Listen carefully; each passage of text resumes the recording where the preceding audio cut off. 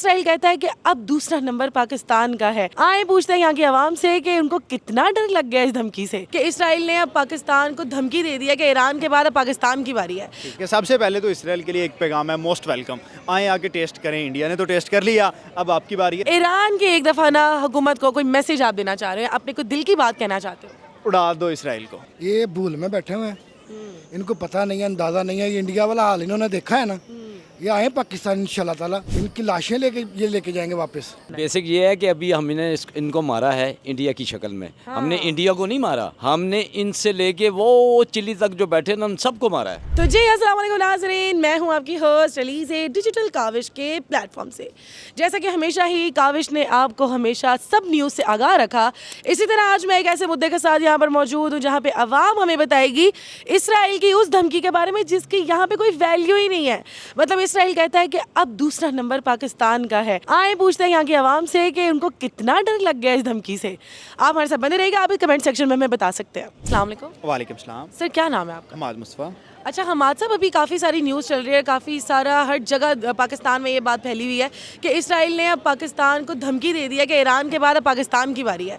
तो इसमें हमारे पाकिस्तानियों को क्या व्यू होना चाहिए और आपको क्या लगता है कि हमारी हुकूमत को क्या करना चाहिए इसमें? ठीक है, सबसे पहले तो इसराइल के लिए एक पैगाम है, मोस्ट वेलकम। आए आके टेस्ट करें, इंडिया ने तो टेस्ट कर लिया, अब आपकी बारी है। देखिए डेफिनेटली जहाँ भी मुस्लिम कंट्री किसी की भी जंग होगी, चाहे वो सऊदी अरेबिया है, ईरान है, तुर्की होगा, तो पाकिस्तान उसका साथ डेफिनेटली देगा।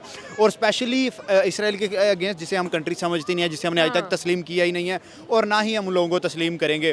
काश हिटलर थोड़ी देर और रह जाता तो हम इसराइल जो है ना उस दुनिया का उससे जान छूट जाती।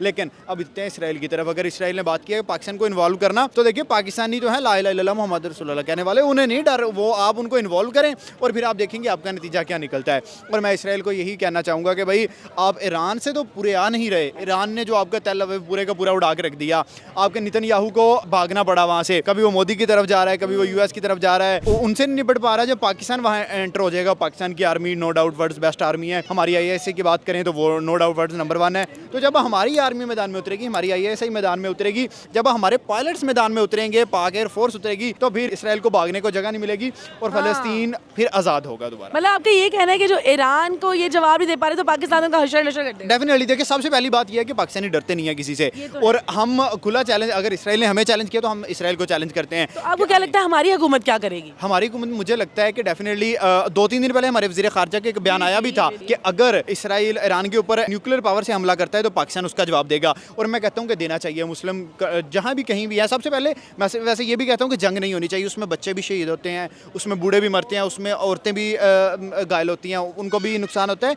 अगर मुसल्लत कर दी जाती है तो फिर पीछे हटने का कोई जवाब नहीं। ईरान की एक दफ़ा ना हुकूमत को कोई मैसेज आप देना चाह रहे हैं, अपने को दिल की बात कहना चाहते हो? उड़ा दो इसराइल को, बस उड़ा दो इसराइल को। बाकी जो है अब आपने पाकिस्तान पे डाल दी, अगर इसराइल ने भी पाकिस्तान पे डाल दी तो हम निपट लेंगे। हम दुनिया से वैसे भी, दुनिया का हमने सबके पैसे देने हैं, कोई हमें कुछ कह भी नहीं सकता। उन्हें पता है कि ये चले गए तो पैसे भी साथ ही गए। क्या है। Thank you so much Mustafa. अस्सलाम वालेकुम। वालेकुम अस्सलाम। क्या नाम है आपका? नासिर।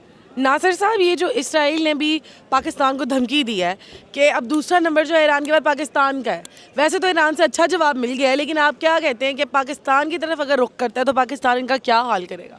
ये भूल में बैठे हुए हैं, इनको पता नहीं है, अंदाज़ा नहीं है। ये इंडिया वाला हाल इन्होंने देखा है ना।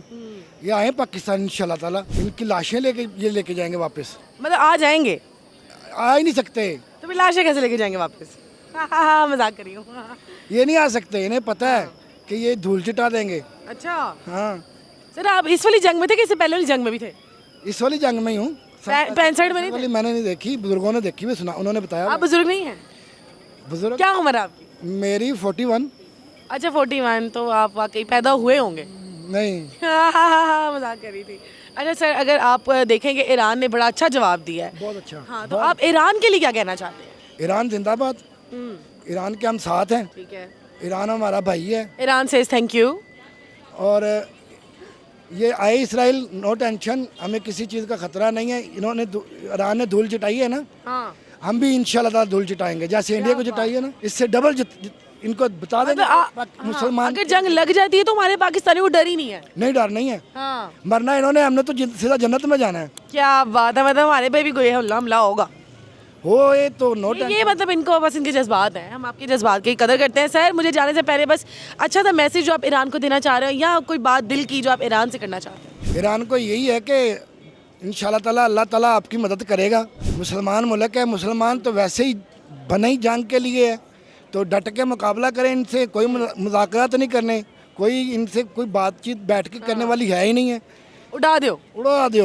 अच्छा नासिर साहब, मुझे ये बताएं कि जो जंग है ईरान की और इसराइल की, अब क्या ये खत्म हो जानी चाहिए कि जारी रहनी चाहिए? और अगर नहीं, अगर अभी तक जारी है तो इसको खत्म कैसे किया जाए? होना तो ख़त्म ही चाहिए, लेकिन अगर नहीं वो मानते तो फिर आ जाएं, कोई बात नहीं, इंशाल्लाह ताला हमें तो जन्नत मिलेगी और ये खुद ही देख लेंगे इनको क्या मिलता इनको ना बस जन्नत चाहिए, इनको जंग से कुछ लेना देना नहीं। है। नहीं, जंग से नुकसान मैंने लग रहा है तुसी रोको जंग, उनको वो बस खत्म। बेटा नुकसान है बहुत, बेटा भी कह रहे पैंट थोड़े पैदा भी नहीं हुई।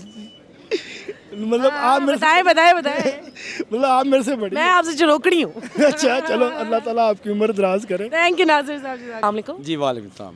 सर क्या नाम है आपका? अब्दुल माजिद। माजिद साहब, मुझे ज़रा ये बताएं कि जो इसराइल ने धमकी दी है कि ईरान के बाद अब पाकिस्तान की बारी है, हालांकि ईरान ने बड़ा अच्छा खासा जवाब दे दिया है, लेकिन अब ये रुक करना चाह रहे हैं पाकिस्तान की तरफ, तो आपका इसके ऊपर क्या कहना है? बेसिक ये है कि अभी हमने इनको मारा है इंडिया की शक्ल में। हमने इंडिया को नहीं मारा, हमने इनसे लेके वो चिली तक जो बैठे ना, उन सबको मारा है। हाँ ये तो है। हाँ जी, और इसलिए इनके जो है ना पेट में दर्द उठ रहे हैं कि ये हुआ क्या है।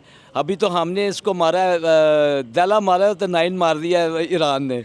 तो ये बड़ा अल्लाह का शुक्र है कि 150 साल के बाद मुसलमान ने भी ऊपर से जो है ना जी गुलबाशी की है इनके ऊपर। ये तो है। हाँ जी, और कमाल की है। और ये नहीं तो आप मुझे ये बताएं कि जो ईरान का तो उन्होंने मतलब कि हमला किया, फिर ईरान ने तो बहुत अच्छा जवाब दे दिया, लेकिन बिलफर्ज अगर ये पाकिस्तान की तरफ रुख करते हैं तो हमारी आवाम का और हमारी हुकूमत का आपको क्या लगता है कि क्या रद्द-ए-अमल होना चाहिए? मैं कहता हूँ जी कमाल है, हमने तो सबको दिखाया और हमने करके भी दिखा दिया है, और आगे भी करेंगे। और आपको ये बताऊं, हमने 35 साल इनको उंगलों पे खिलाया है अफगानिस्तान के अंदर, हाँ, ये तो नीटो को भी और अमेरिका को भी। हाँ। और ये हमने इनको भगाया भी है, ठीक है। सही। ये हमारे बच्चे हैं, हमने इनको पाला हुआ है, हम जहाँ जाएँ इनको ढेर कर लेंगे, इसमें घबराने की ज़रूरत नहीं। हम मुसलमान हैं, हम तो वो लोग हैं कि अगर जहाज़ ऊपर आएंगे तो सारी छत पे ताड़ियाँ मारेंगे, भाई वो लड़ाई हो रही है, वो लड़ाई हो रही है, वो लड़ाई। ये तो है। इसलिए हम पुरानी कौम है, 1400 साल से हमने इनको रगड़ा हुआ है। अच्छा मुझे बताएं, पेंसिडी जंग में थे?